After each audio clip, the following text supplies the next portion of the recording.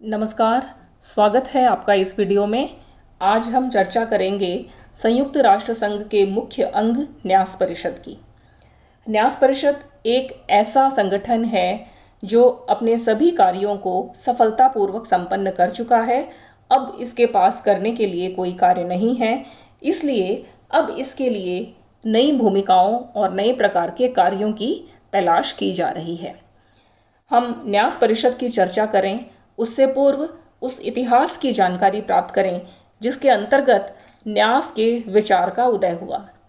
19वीं शताब्दी तक इस प्रकार का विचार पैदा नहीं हुआ था कि पिछड़े हुए देशों के प्रति कुछ कर्तव्य स्वतंत्र देशों के हैं, किंतु 20वीं शताब्दी में धीरे धीरे इस विचार का विकास हुआ कि एक सामूहिक अंतर्राष्ट्रीय दायित्व है स्वतंत्र देशों के प्रति गरीब और पिछड़े पराधीन देशों की जनता के लिए, अर्थात पराधीन देशों के जो लोग अभी गुलामी की बेड़ियों में जकड़े हुए हैं, उनके लिए यह कर्तव्य है दुनिया के स्वतंत्र देशों का कि वे उन्हें स्वशासन के लिए तैयार करें।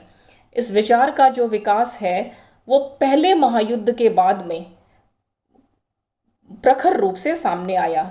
प्रथम महायुद्ध के बाद जर्मनी, जिसकी की युद्ध में हार हुई थी, उसके अधीन जो देश थे, जो जर्मनी के उपनिवेश थे, उन उपनिवेशों को जर्मनी से छीन लिया गया था और उन्हें छीन करके एक अंतर्राष्ट्रीय देखरेख में रखा गया था।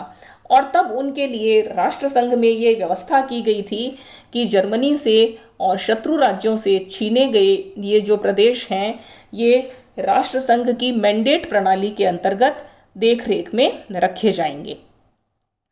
सेकेंड वर्ल्ड वॉर, जो कि पहले वर्ल्ड वॉर के 20 वर्ष बाद ही शुरू हो गया था, इस द्वितीय महायुद्ध में मुख्यतः आत्मनिर्णय के सिद्धांत का विकास हुआ। मित्र देश मुख्यतः अमेरिका और ब्रिटेन, अमेरिका के राष्ट्रपति रूजवेल्ट ने आत्मनिर्णय के सिद्धांत का जोर शोर से प्रचार किया, अर्थात प्रत्येक देश को अपना शासन स्वयं करने का अधिकार है, तो इसलिए उपनिवेशवाद की समाप्ति होनी चाहिए।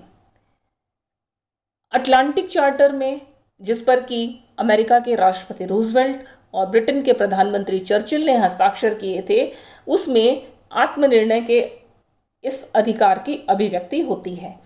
उसके पश्चात सैन फ्रांसिस्को सम्मेलन, जिसमें कि लगभग 50 देशों ने भाग लिया था, सैन फ्रांसिस्को सम्मेलन में विभिन्न देश दो भागों में बट गए। एक तरफ ऑस्ट्रेलिया, न्यूजीलैंड, दक्षिण अमेरिका के देश, सोवियत संघ, चीन जैसे देश थे जो उपनिवेशवाद को पूरी तरह से समाप्त करना चाहते थे और इनका ये कहना था कि पूरी दुनिया के सभी उपनिवेशों को स्वतंत्र कर देना चाहिए। दूसरी तरफ हॉलैंड, फ्रांस, दक्षिण अफ्रीका आदि ऐसे देश थे जो अपने अधीन उपनिवेशों को स्वतंत्र करने के लिए तैयार नहीं थे।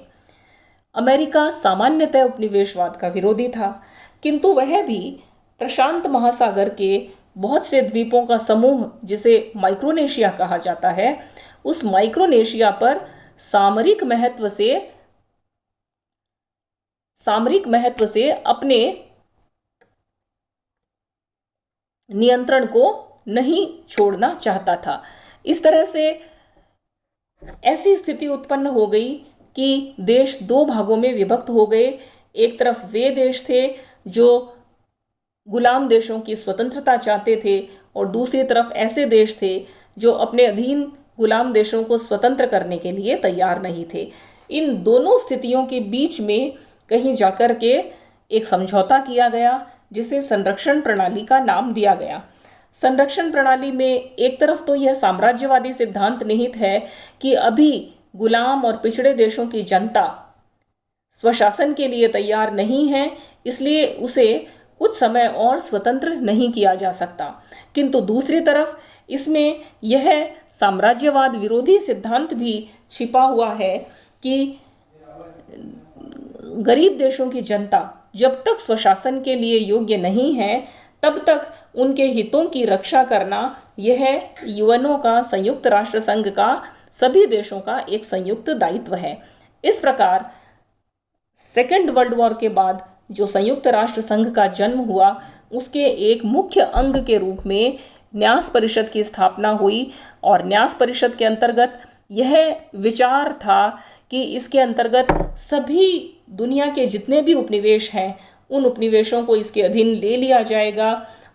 उन देशों का विकास सामान्य अंतर्राष्ट्रीय देखरेख में होगा, और जब ये पूरी तरह से सक्षम हो जाएंगे तब धीरे धीरे उन देशों को स्वतंत्र कर दिया जाएगा। ये जो संरक्षण या न्यास प्रणाली है, इसके उद्देश्यों की चर्चा यूएनओ के चार्टर में की गई है। यूएनओ का चार्टर 11, 12 और 13 संरक्षण प्रणाली पर विचार करता है। चार्टर का जो अध्याय 11 है, उसके अनुच्छेद 76 में इसके उद्देश्यों पर बात की गई है। इसके प्रमुख उद्देश्य हैं अंतर्राष्ट्रीय शांति और सुरक्षा को बढ़ावा देना, अर्थात पिछड़े हुए देशों पर नियंत्रण करने के लिए राष्ट्रों के मध्य जो झगड़े होते हैं, वो झगड़े उत्पन्न न हो पाए, और ऐसे देशों को यूएनओ के अधीन सामान्य अंतर्राष्ट्रीय देखरेख में रखा जाना चाहिए। संरक्षित प्रदेशों की जनता की सामाजिक, आर्थिक, राजनीतिक और शैक्षिक उन्नति में सहयोग करके स्वशासन के क्रमिक विकास को बढ़ावा देना, बिना भेदभाव के सबके लिए मानवाधिकार और स्वतंत्रता को सुनिश्चित करना तथा सभी के लिए समान व्यवहार का आश्वासन देना। अब हम बात करते हैं पराधीन देशों के प्रकार की। यदि दुनिया में हम प्रकारों की बात करें तो दुनिया में 2 प्रकार के देश हैं, स्वतंत्र देश और पराधीन देश। अब यदि पराधीन देशों के प्रकारों की बात करें तो ये 2 प्रकार के देश हैं। एक तो वे देश जो सीधे साम्राज्यवादी देश के नियंत्रण में हैं, जैसे 1947 से पहले भारत ब्रिटेन के सीधे नियंत्रण में एक उपनिवेश था। ऐसे जो देश हैं, इनके संबंध में साम्राज्यवादी देश का ये कर्तव्य है कि वो यूएन महासचिव को समय समय पर इनके विकास की सूचना देगा। ये जो व्यवस्था है वो 1945 के पश्चात साम्राज्यवादी देशों पर लागू होती है कि अब वे अपने देश के अधीन जो उपनिवेश हैं उनका शोषण नहीं करें, वरन उनकी जनता का बेहतरी का ध्यान रखें। दूसरी तरफ संरक्षित प्रदेश हैं जो कि न्यास समझौतों के द्वारा संरक्षित बना दिए गए और अलग अलग न्यास समझौते हुए उस क्षेत्र की जनता या उस क्षेत्र के प्रशासकों के और साम्राज्यवादी देशों के बीच में, और इन पर महासभा अथवा सुरक्षा परिषद की स्वीकृति आवश्यक है। इस प्रकार से 2 प्रकार के पराधीन देश हैं, सीधे साम्राज्यवादी देश के नियंत्रण में और संरक्षित प्रदेश। यदि अब हम संरक्षित प्रदेशों की बात करें, चर्चा करें, तो संरक्षित प्रदेश भी यूएन चार्टर के अनुसार 3 प्रकार के हैं। पहले वे प्रदेश हैं जो कि राष्ट्र संघ की मैंडेट प्रणाली के अंतर्गत थे और बाद में उन सब प्रदेशों को न्यास परिषद को हस्तांतरित कर दिया गया था। मैंडेट प्रणाली में दक्षिण अफ्रीका ने अपने अधीन दक्षिणी पश्चिमी अफ्रीका को संरक्षित प्रदेश बनाना स्वीकार नहीं किया था। यानी कि ऐसे देश जो शत्रु राज्यों से छीने गए थे प्रथम महायुद्ध के बाद, उन सभी देशों को मैंडेट प्रणाली में ले लिया गया, केवल एक देश को छोड़ करके, और वो देश था दक्षिणी पश्चिमी अफ्रीका, जिसे आज नामीबिया के नाम से जाना जाता है। यह जो नामीबिया है, ये दक्षिण अफ्रीका का उपनिवेश था और दक्षिण अफ्रीका ने इस बात के लिए हट कर लिया था कि वो इस देश को मैंडेट प्रणाली में नहीं देगा। तो ऐसे देश जो मैंडेट के देश थे, और वो सभी देश बाद में न्यास परिषद को हस्तांतरित कर दिए गए थे सामान्य देखरेख के लिए। दूसरी प्रकार के जो देश थे वो द्वितीय विश्व युद्ध में शत्रु राज्यों से छीने गए प्रदेश थे। अधिकांश देश पहले विश्व युद्ध में छीन करके जर्मनी से लेकर के मैंडेट प्रणाली में दे दिए गए थे। सेकेंड वर्ल्ड वॉर में जो ऐसे देश थे वो अधिक नहीं थे। इनमें से जापान से छीने गए जो माइक्रोनेशिया, जो कि प्रशांत महासागर में कई 100, 500, 600 द्वीपों का एक समूह क्षेत्र है माइक्रोनेशिया, जिसे पलाऊ भी कहते हैं। ये क्षेत्र जो है वो जापान से छीन लिया गया था और यह अमेरिका के सामरिक नियंत्रण में आ गया था। सेकेंड वर्ल्ड वॉर में यह क्षेत्र छीना गया था। शेष जो सभी क्षेत्र थे वो फर्स्ट वर्ल्ड वॉर से शत्रुओं से छीने हुए देश थे। तीसरा प्रकार वो हो सकता था जिसके अंतर्गत साम्राज्यवादी देश अपनी स्वेच्छा से अपने गुलाम देश को संरक्षण व्यवस्था को देने के लिए तैयार हो जाए, किंतु ऐसी उदारता किसी भी साम्राज्यवादी देश ने नहीं दिखाई। परिणाम स्वरूप इस प्रकार का कोई देश न्यास प्रणाली के अंतर्गत आया ही नहीं था। इस तरह से 1949 तक संरक्षण प्रणाली के अंतर्गत जो न्यास क्षेत्र आए उनकी संख्या 11 हो गई। ये जो 11 क्षेत्र हैं उनमें अधिकांश क्षेत्र अफ्रीकी महाद्वीप में स्थित हैं। कुछ क्षेत्र प्रशांत महासागर में स्थित हैं। टांगानिका जो कि अफ्रीका में स्थित है, यह पहले ब्रिटेन का और इसका जो प्रशासक देश है वो ब्रिटेन है। ब्रिटिश कैमरून ये अफ्रीकी महाद्वीप में है और इसके प्रशासन का जो उत्तरदायित्व है संरक्षण प्रणाली के अंतर्गत वो ब्रिटेन को दिया गया। तीसरा ब्रिटिश टोगोलैंड, यह भी अफ्रीका में है और इसका भी जो प्रशासक देश है वो ब्रिटेन है।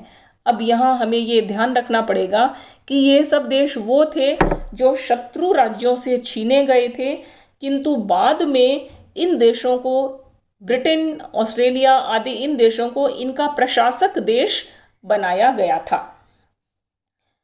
नौरू एक क्षेत्र है, प्रशांत महासागर में एक द्वीप है जिसका प्रशासक देश ऑस्ट्रेलिया को बनाया गया। न्यू गिनी प्रशांत महासागर में, फिर इसका प्रशासक ऑस्ट्रेलिया। रवांडा यह अफ्रीका में है और इसका प्रशासक देश था बेल्जियम। फ्रेंच कैमरून अफ्रीका में है, प्रशासक देश फ्रांस। फ्रेंच टोगोलैंड अफ्रीका में है, फ्रांस के अधीन। पश्चिमी समोआ प्रशांत महासागर में है, न्यूजीलैंड इसका प्रशासक देश बना। प्रशांत महासागर द्वीप समूह अथवा माइक्रोनेशिया अथवा पलाऊ, यह बहुत ही महत्वपूर्ण सामरिक महत्व वाले द्वीपों का समूह है। इसके प्रशासन का दायित्व अमेरिका को दिया गया। और सोमालीलैंड जो कि अफ्रीका में है, इसके प्रशासन का दायित्व इटली को दिया गया। इस प्रकार से ये वो क्षेत्र हैं जो पृथक पृथक समझौतों के द्वारा न्यास परिषद को सौंपे गए, अर्थात इनका एक प्रशासक देश होगा जो इन देशों की जनता को सभ्य बनाने का प्रयास करेगा, इन देशों की वैश्विक देखरेख में इनके चहुमुखी विकास का कार्य करेगा और जब ये स्वतंत्रता के योग्य हो जाएंगे तब इन्हें स्वतंत्र कर दिया जाएगा। इस प्रकार के कुल 11 क्षेत्र 1949 तक स्वीकृत किए गए। अब यदि हम इनकी क्षेत्रीय स्थिति को देखें तो हम यहाँ पर इस मानचित्र में ये देख सकते हैं कि टोटल जो ट्रस्टीशिप एरियाज हैं वो 11 हैं। हम बात करें यदि यहाँ पर तो हम ये देख सकते हैं कि ये जो हमें यहाँ इलाका दिखाई दे रहा है ये टोगोलैंड है और जो कि गोल्ड कोस्ट, घाना जिसको कहा जाता है, बिल्कुल जो लेफ्ट साइड में दिखाई दे रहा है। लेफ्ट साइड का ये जो देश है ये फ्रांस और ब्रिटेन इन दोनों के द्वारा संरक्षित, जो लाल रंग का जो छोटा क्षेत्र है वो ब्रिटिश टोगोलैंड है और जो ब्लू कलर का क्षेत्र है वो फ्रेंच टोगोलैंड है। इसी प्रकार से ये जो बड़ा जो हमें भाग दिखाई दे रहा है, ये लाल रंग का जो इलाका है वो ब्रिटिश कैमरून है और जो ब्लू कलर का जो इलाका है वो फ्रेंच कैमरून है।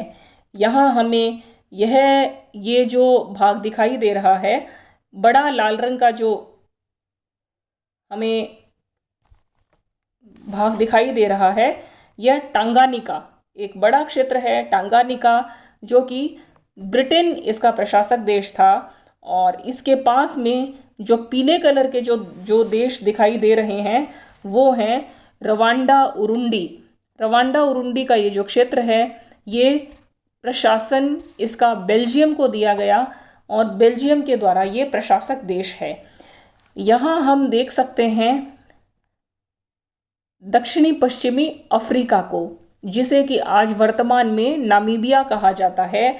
ये जो दक्षिण पश्चिमी अफ्रीका का जो क्षेत्र है, जो हमें ब्राउन कलर में दिखाई दे रहा है, यह एकमात्र ऐसा देश था जिसे कि दक्षिण अफ्रीका ने, जो अफ्रीकी महाद्वीप के बिल्कुल सुदूर दक्षिण में ये दक्षिण अफ्रीका है, और दक्षिण अफ्रीका के अधीन यह एक प्रशासक देश था। यह एक देश था नामीबिया, जिसको कि दक्षिण अफ्रीका ने ट्रस्टीशिप काउंसिल को नहीं दिया। और यहाँ पर हम देख सकते हैं ये हरे रंग का जो क्षेत्र है, ये लंबा क्षेत्र, ये है सोमालीलैंड। इस प्रकार से अफ्रीका में ये कुल 7 क्षेत्र हैं जो कि न्यास क्षेत्र, न्यास समझौतों के अंतर्गत इन पर हस्ताक्षर किए गए। अब हम यदि प्रशांत महासागर में चलें तो यहाँ पर ये जो बहुत सारे डॉट्स हमें दिखाई दे रहे हैं, और ये जो क्षेत्र है, ये क्षेत्र है माइक्रोनेशिया का क्षेत्र। ये बहुत सारे द्वीपों का एक समूह है। सामरिक दृष्टिकोण से ये क्षेत्र बहुत महत्वपूर्ण है, और अमेरिका इसका प्रशासक देश बना, जिसे माइक्रोनेशिया कहा जाता है, पलाऊ भी कहा जाता है। 500 द्वीपों का समूह क्षेत्र है ये प्रशांत महासागर का द्वीप समूह। यह एक संरक्षित क्षेत्र है। दूसरा, यहाँ ये हरे रंग का जो क्षेत्र दिखाई दे रहा है हमें, ये क्षेत्र है न्यू गिनी। न्यू गिनी का ये जो क्षेत्र है, इसका प्रशासक देश है ऑस्ट्रेलिया। और यहाँ पर यह जो एक एक्वा ग्रीन कलर का जो क्षेत्र, जो डॉट दिखाई दे रहा है, ये एक्वा ग्रीन, ये नौरू है। इसका जो प्रशासक देश है वो ऑस्ट्रेलिया है। और पर्पल कलर का जो हमें एक क्षेत्र दिखाई दे रहा है वो है समोआ, जिसका कि प्रशासक देश न्यूजीलैंड है। इस प्रकार कुल 11 देश हैं, क्षेत्र हैं ट्रस्टीशिप प्रणाली के अंतर्गत। यहाँ हम थोड़ा और डिटेल में तरीके से यदि हम देखें, इनकी क्षेत्रीय स्थिति को समझें, तो हम ये देख सकते हैं कि ये कैमरून, ये ब्रिटिश कैमरून दिखा हुआ है, लाल रंग में ब्रिटिश कैमरून, ब्लू कलर में फ्रेंच कैमरून है। इसके बाद में ये रवांडा उरुंडी का जो क्षेत्र है, ये बेल्जियम के अंतर्गत है। आर और यू लिखा हुआ दिखाई दे रहा है, रवांडा उरुंडी। इसके पश्चात टांगानिका का एक बड़ा क्षेत्र है जो कि हमें पिंक कलर में दिखाई दे रहा है, ये ब्रिटेन इसका प्रशासक देश है। ये सोमालीलैंड है इधर ग्रीन कलर में, इटली इसका प्रशासक देश है।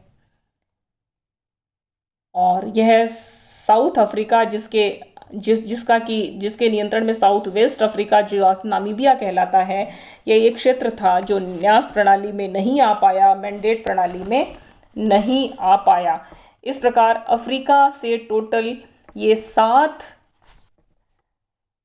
संरक्षण प्रणाली में आने वाले देश हैं।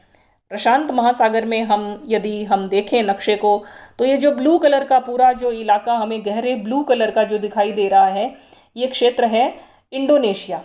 इंडोनेशिया द्वीप समूह का एक देश है। इस इंडोनेशिया में यहाँ पर ये जो हमें कछुए की आकृति का ये जो क्षेत्र दिखाई दे रहा है, और इस कछुए का जो पूंछ का पिछला हिस्सा है, उसके शेप का ये है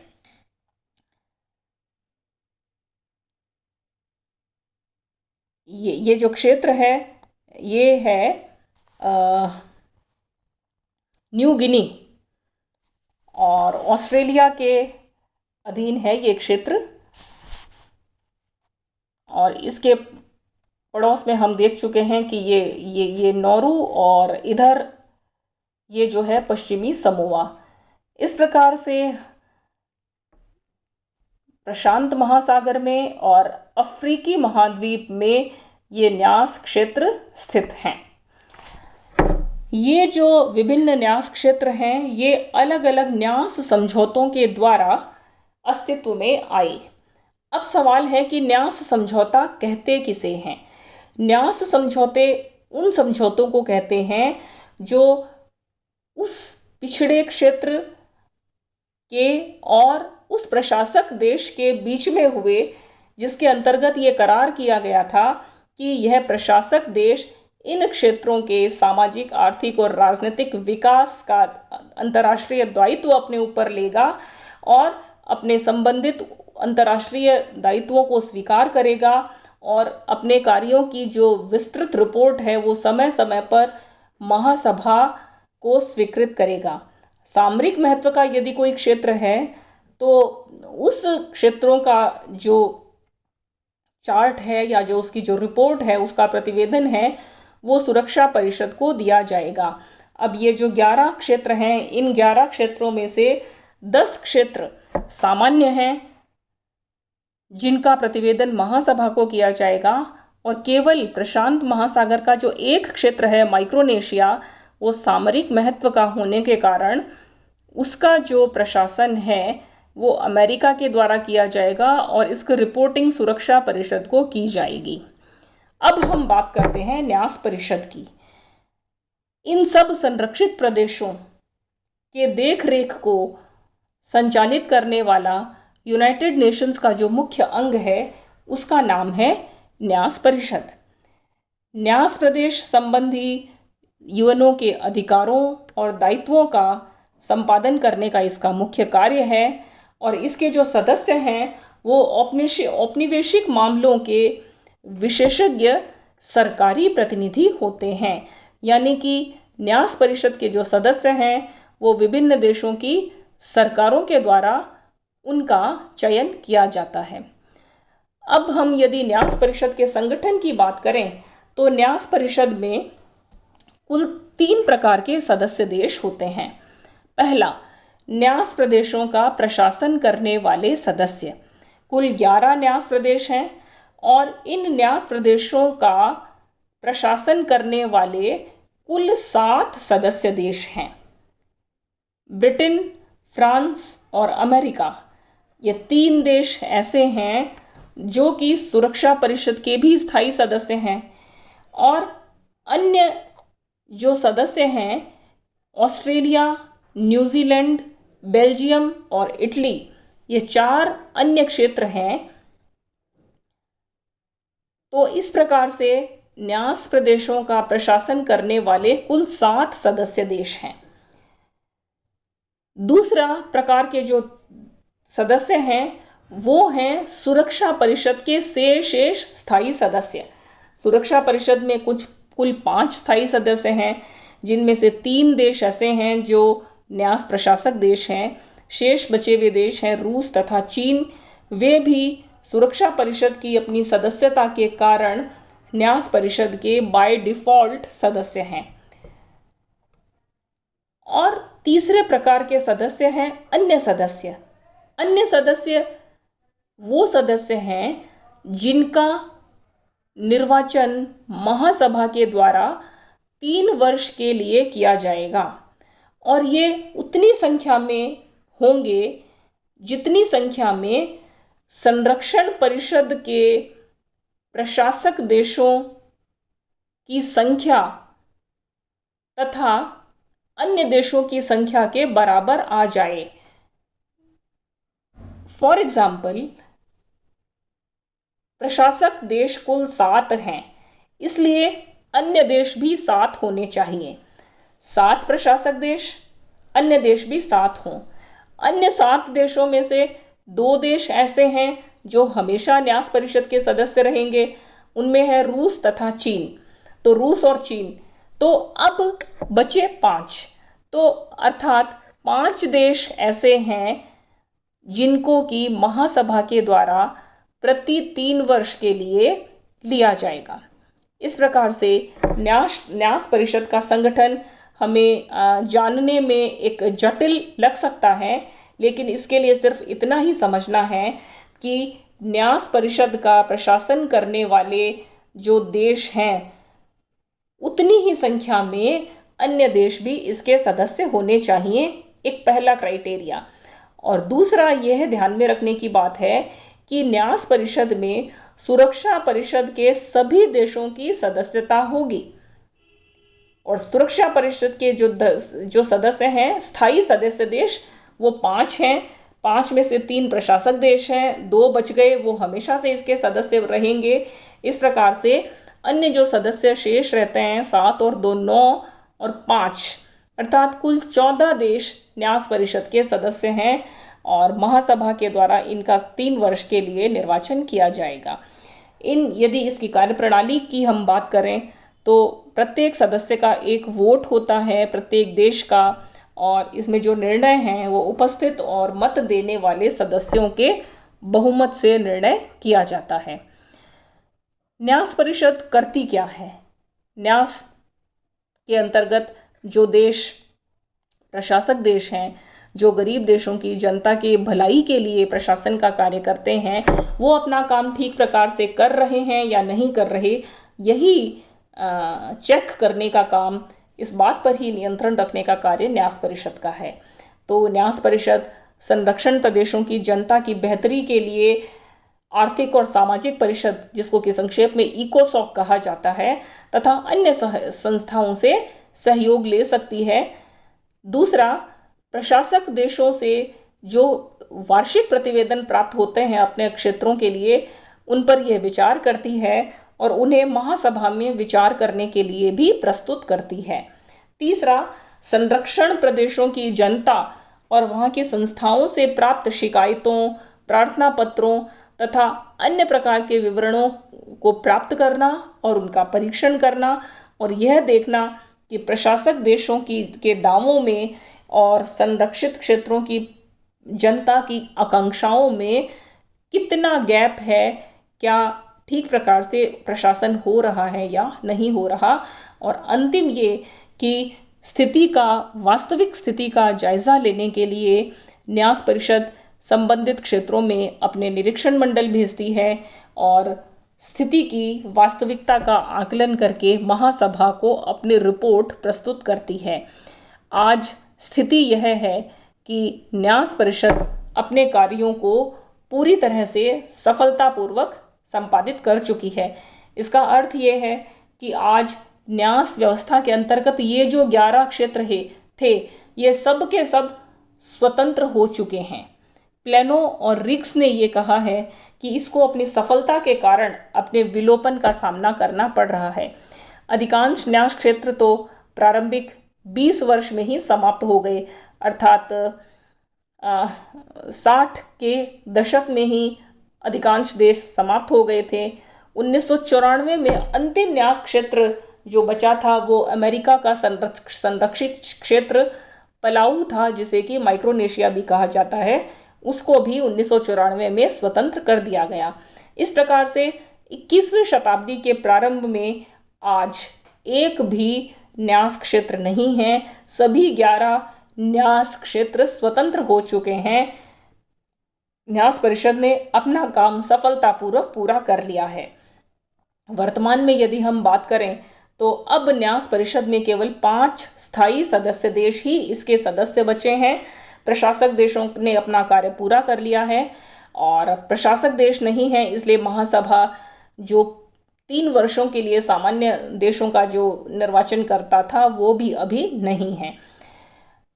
वर्तमान में अब न्यास परिषद के लिए नई भूमिकाएं प्रस्तावित की गई हैं और अब ये कहा गया है कि क्योंकि न्यास परिषद के पास करने को कोई कार्य नहीं है, इसलिए अब इसे सामान्य वैश्विक धरोहर की सुरक्षा और देखभाल का काम देना चाहिए। जैसे बाहरी अंतरिक्ष, समुद्र, पर्यावरण, ये सब के सब पूरी दुनिया की एक सामूहिक धरोहर है और इसकी रक्षा करना सभी का सामूहिक कर्तव्य है और यह कार्य संरक्षण परिषद को दे दिया जाना चाहिए। इसी प्रकार विभिन्न देशों में जो आदिवासी जातियां हैं, जो देशज जातियां हैं, जो अल्पसंख्यक जातियां हैं, जिनके अस्तित्व का खतरा है, ऐसी बहुत सारी जातियां हैं जिनकी भाषाओं को, जिनके पहनावे को, जिनकी संस्कृति आज विनाश के कगार पर है, उन्हें बचाना, उनकी सुरक्षा करना और उन सब के लिए, चाहे वो व्यक्ति हों, चाहे वो जातियां हों और चाहे वो हमारा पर्यावरण हो, इनके लिए एक मंच के रूप में कार्य करना, यह एक नई भूमिका न्यास परिषद के लिए तय की गई है। 21वीं शताब्दी में यह कार्य किस प्रकार से करेगी, यह हमें देखना है और यही न्यास परिषद का मूल्यांकन है। धन्यवाद।